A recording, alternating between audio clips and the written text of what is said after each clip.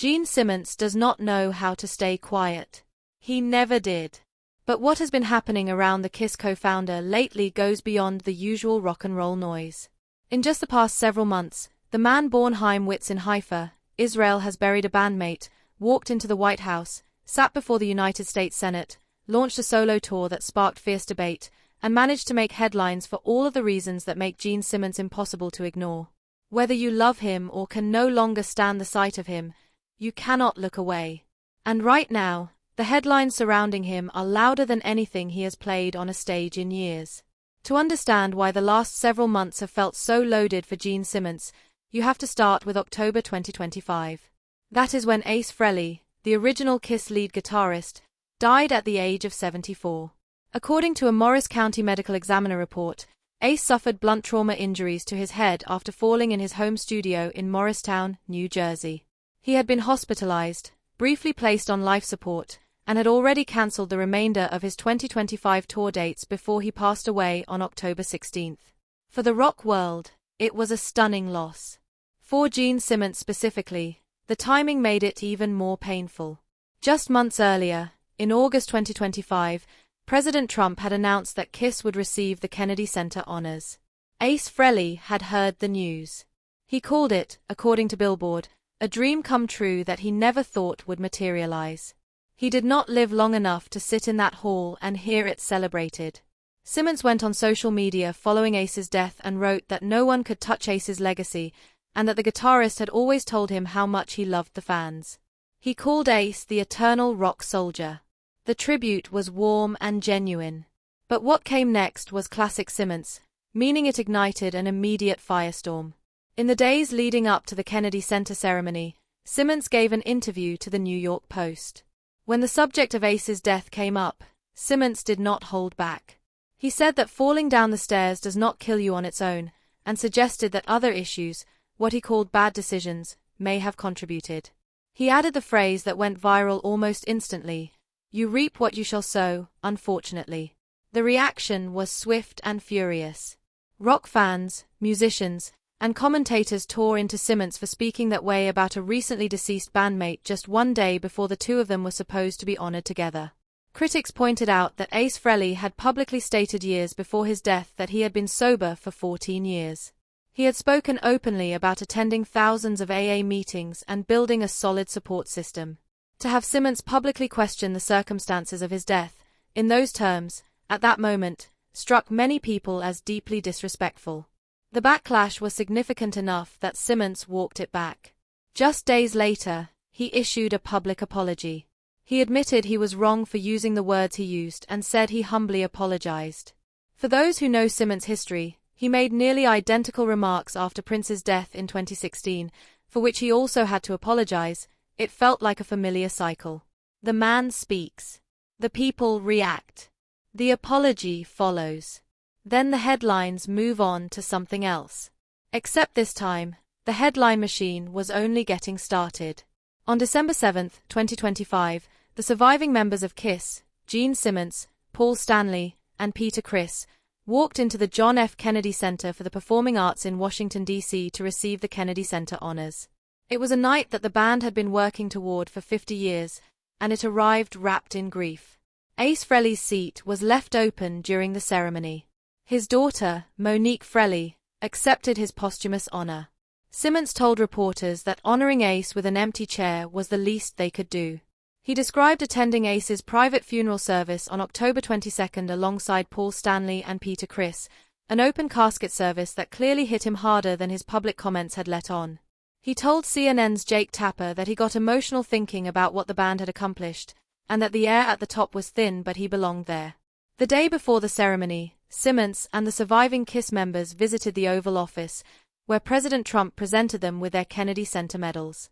The image of Gene Simmons standing in the White House in December 2025 was not without its own layer of controversy.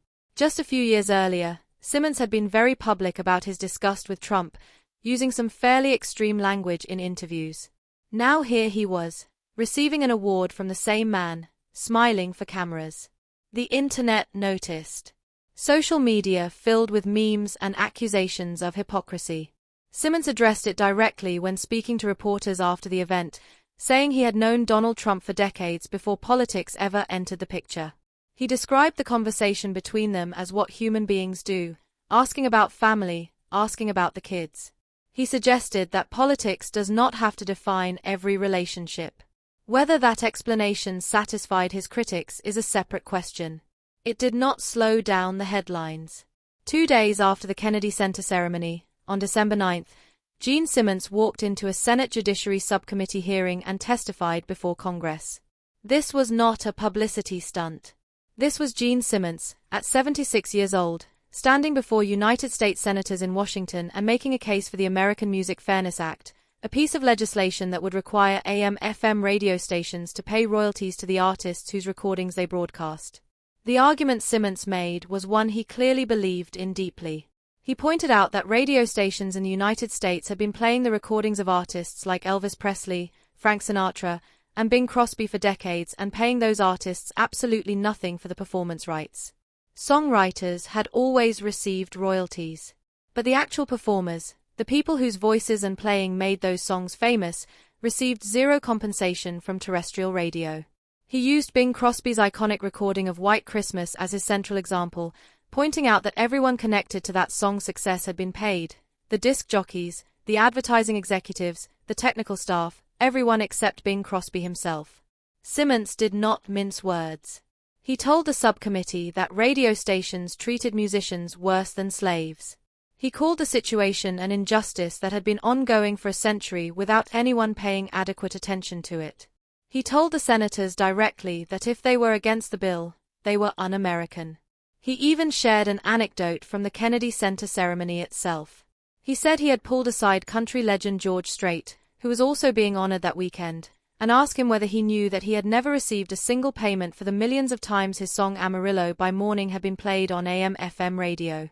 According to Simmons, Strait had no idea, and had to check with his own team to confirm it was true. The hearing made genuine news. The American Music Fairness Act has bipartisan support, and the Recording Academy has been pushing for its passage. Simmons was one of more than 300 artists who had signed a letter to Congress earlier in the year urging movement on the bill. His testimony put a recognizable face on an issue that often gets lost in the larger noise of music industry politics. Whatever else you want to say about Gene Simmons, he showed up. Shortly after all of this, Simmons appeared on CNN and made more headlines with comments about American political life. He told the interviewer that politics should be private, that people should stop worrying about what their neighbors believe, and that it was nobody's business who anyone supported in an election. He referenced his meeting with President Trump at the White House and presented it as a normal human exchange, stripped of political tension. For a man who had spent years making his political opinions very loudly known, the shift in tone was noticeable. Some read it as growth. Others read it as strategic positioning. Either way, it dominated the conversation online for another news cycle.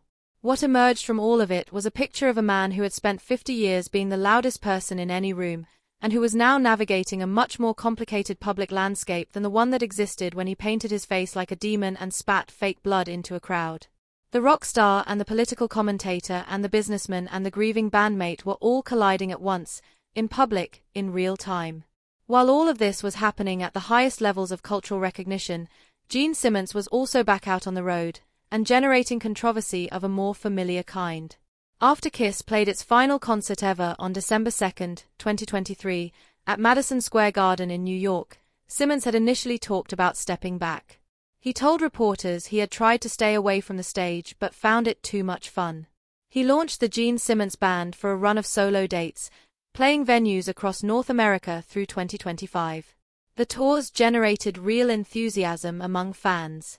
Simmons brought energy, told stories from 50 years of rock and roll history, and delivered performances that reminded audiences why he was a legend. But the business side of things attracted heavy criticism. VIP packages for some shows ran above $500. Certain dates were cancelled due to low ticket sales. Some fans felt that the pricing had gone beyond what anyone could reasonably justify, particularly for a man already worth hundreds of millions of dollars playing smaller venues without the full Kiss production surrounding him. Simmons pushed back. He argued that he was delivering real value, that the experience of access to a rock legend was worth the price, and that nobody was forced to buy anything. His defenders made the same point. His critics countered that the fan base that made him wealthy deserved better. By 2026, he had announced additional solo dates, including summer shows in California and Nevada with Sebastian Bach, Lita Ford, and Quiet Riot as supporting acts. The tour continues to expand. He told one interviewer that things are actually easier now without the massive Kiss infrastructure around him. He can play a House of Blues or a casino and still give people something unforgettable. Judging by ticket sales at many of the dates, a large portion of his fan base agrees. Another layer to the recent Gene Simmons story involves his family.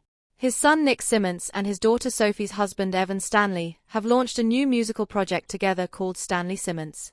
Their debut single, Body Down, was released in late 2025 and marks the emergence of a second generation carrying the family name into the music industry. Nick Simmons has had a complicated relationship with public perception. Years earlier, his comic book work attracted serious criticism and plagiarism accusations that played out uncomfortably in public. The launch of this musical project appears to be a fresh start of sorts, and the fact that it involves Paul Stanley's son alongside Gene's son gives it an immediate sense of legacy and continuity that the rock world tends to respond to warmly. Gene Simmons has always been open about his desire to build something that outlasts him. The brand, the business, the music, all of it has been constructed with an eye toward permanence. The emergence of the next generation in music is, by his own logic, exactly how the story is supposed to continue. Step back and look at everything that has happened around Gene Simmons in the span of just a few months, and what you see is a man moving through one of the most eventful chapters of his very long public life. He lost a bandmate and former brother in rock and roll. He stood in the White House. He testified before Congress. He accepted one of the most prestigious honors in American performing arts. He reignited debates about his politics, his prices, his mouth, and his legacy all at the same time. The internet will never stop having an opinion about Gene Simmons. He is too large a figure, too unfiltered a presence, and too commercially calculating a personality for anyone to feel neutral about him. He has always understood that controversy is currency, and he has never stopped spending it. But what the recent headlines capture, beneath the noise, beneath the apologies and the Senate testimony and the $1,000 VIP handshakes, is something more honest. A 76-year-old man who has outlived two of his closest bandmates, who built an empire from almost nothing, who carried the weight of a Holocaust survivor mother all the way to the Kennedy Center, who still wants to be on a stage more than almost anything else in the world. A man who says the wrong thing and then says he is sorry. A man who turned fire-breathing into a 50-year career.